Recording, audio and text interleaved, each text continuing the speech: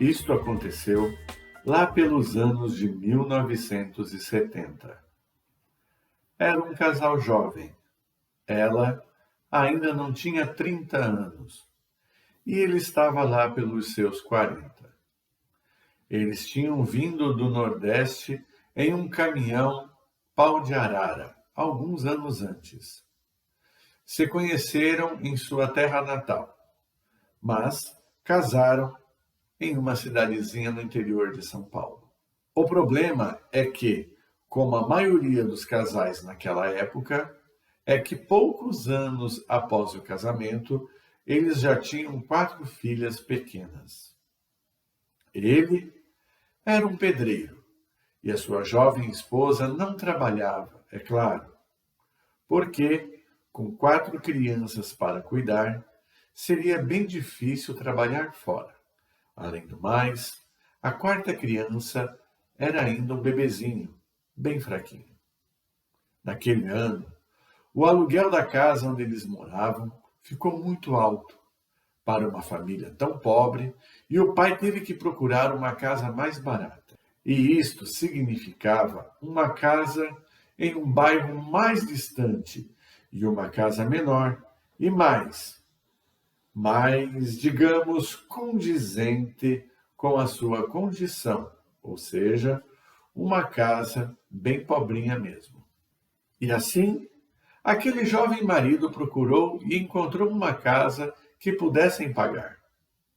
Ao levar a esposa para ver a casa, ela quase teve um surto.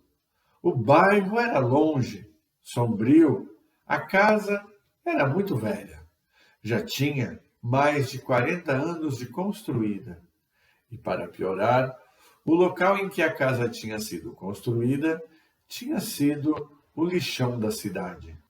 Mas não haveria outro jeito, senão mudar para aquela casa. Eles não teriam como pagar um aluguel mais alto em um lugar mais conveniente.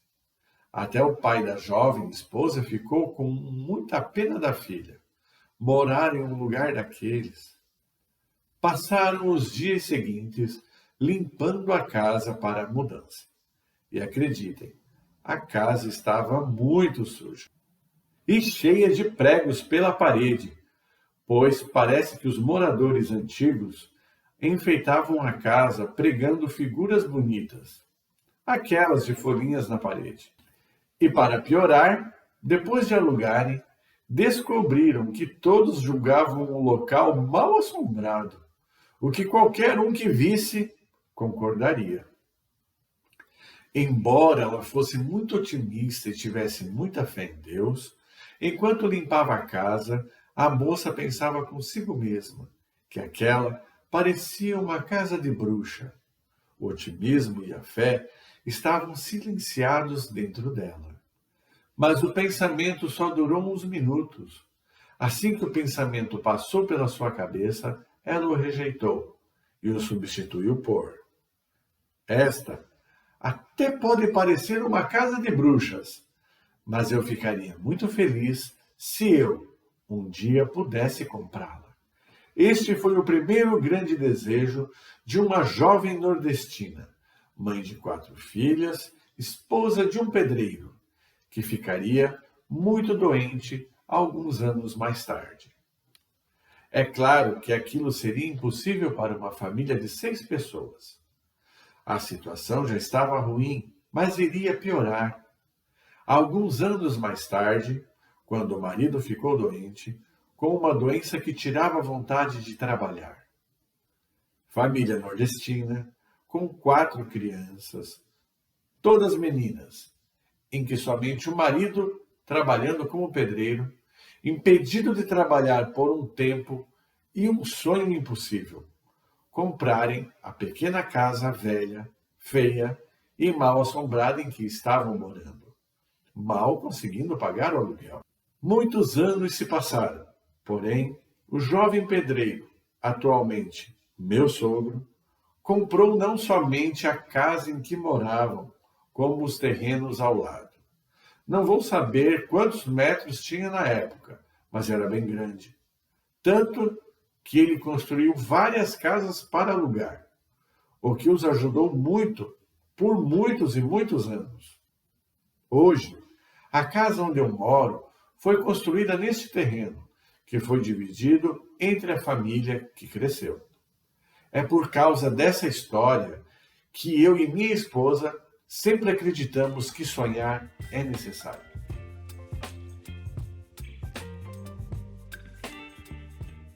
Olá, pessoal! Vocês estão no canal Finanças em Família. Sejam bem-vindos. Meu nome é Jersey Stewart e neste canal nós tratamos de finanças e organização financeira em família. No vídeo de hoje, nós vamos discutir sobre se vale a pena sonhar, fazer a sua lista de sonhos e desejos, ou se isto é uma grande besteira. Uns acham que precisamos fazer um quadro de visualizações colocando tudo detalhado lá, e outros acham que fazer uma listinha de desejos é uma grande perda de tempo na vida. Então, vamos conversar sobre isso?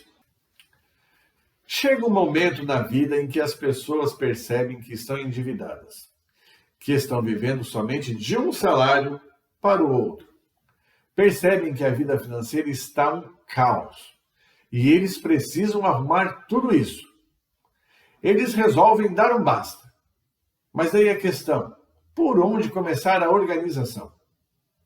Aí, uns pensam em fazer uma planilha super complicada em Excel. Outros em comprar uma caderneta para anotar todos os gastos. Ou até fazem as duas coisas. Para nós, o que tem funcionado é começar com uma lista em que tem os nossos sonhos, desejos e também as necessidades. Mas será isso ingenuidade da nossa parte? Será que as pessoas conseguem realizar os seus desejos sem ter uma lista?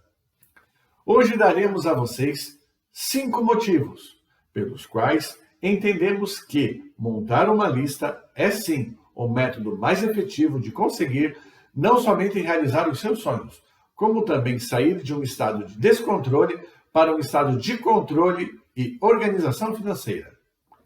Primeiro, o sonho é livre, é de graça, bonito e inspirador, e nos dá alegria instantaneamente. Ele vai te tirar de um estado de inatividade para te colocar em um estado de ação. Segundo, o sonho será o seu primeiro exercício de coragem. E pessoal, acreditem, tem gente que está tão carregado de dívidas e problemas que não tem coragem nem de fazer isto. Pegar um caderno e escrever tudo o que querem adquirir ou conquistar na vida. Veja, é só para fazer isso. Pegar um caderno e escrever livremente tudo o que você quer. Mas isso exige coragem. Mas se vocês não tiverem essa coragem para dar este passo simples, como vocês vão conseguir tomar as atitudes mais difíceis depois? Terceiro, o sonho começa a te dar um propósito, um motivo para os seus atos daqui para frente. Porque se vocês simplesmente começarem a escrever, a fazer planilhas, vocês só vão organizar números, valores. E não significa que essa organização vai levar vocês a algum lugar. E também, se vocês não tiverem a clareza do que vocês querem, para que vocês vão começar a se esforçar para economizar dinheiro? Não é verdade? Quarto, a partir da sua lista de sonhos, vocês voltam a resgatar as alegrias, as suas lembranças do tempo em que vocês sonhavam. Quem consegue viver sem esperança? E sonhar volta a nos dar esperança, alegria, perspectivas, desde o momento em que começamos a escrever. Quinto, e por último, quando sonhamos, mudamos a nossa situação de sujeito passivo para sermos ativos, onde passamos a ter domínio e controle sobre as nossas vontades e desejos. Também paramos de nos considerar vítimas do sistema, onde achamos que nada dará certo em nossas vidas. Paramos de atribuir e até mesmo culpar os outros pela nossa situação. É difícil, mas começamos a entender que nós mesmos somos os responsáveis, em grande parte, pela nossa situação atual. Por tudo isto, eu julgo que sim, é muito importante nós sonharmos e fazermos a nossa lista de sonhos e desejos. Mas eu entendo que há muitas objeções e muitos gostam da ideia. E as principais objeções são: primeiro, parece um ato esotérico, ou seja, o simples fato de eu escrever uma lista vai ter força de realizar os sonhos. Porém, não é bem assim.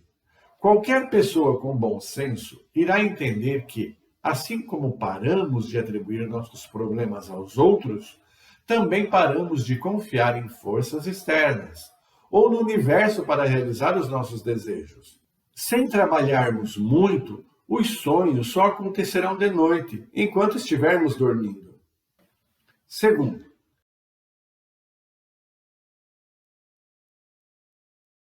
diante dos grandes problemas da vida, as pessoas que fazem listinhas só pensam em problemas financeiros e acreditam que tudo se resume em ter mais dinheiro. Realmente, muitas pessoas acreditam que a vida se resuma a isto e que o sucesso é medido pela quantidade de bens, pelas viagens e pelo aparente sucesso na vida cotidiana. Mas considere esta lista de sonhos: ser economicamente livre, viajar e conhecer muitos lugares legais no Brasil e muitos outros países, conseguir constituir uma família e ter filhos, garantir a estes filhos uma infância tranquila, com saúde e educação. Estes são os sonhos que passam pela via financeira primeiro, mas não têm o componente dinheiro como base. São metas de uma vida feliz e realizada. E neste caso, qual o problema de desejar ter dinheiro para conseguir realizar tudo isto? Terceiro,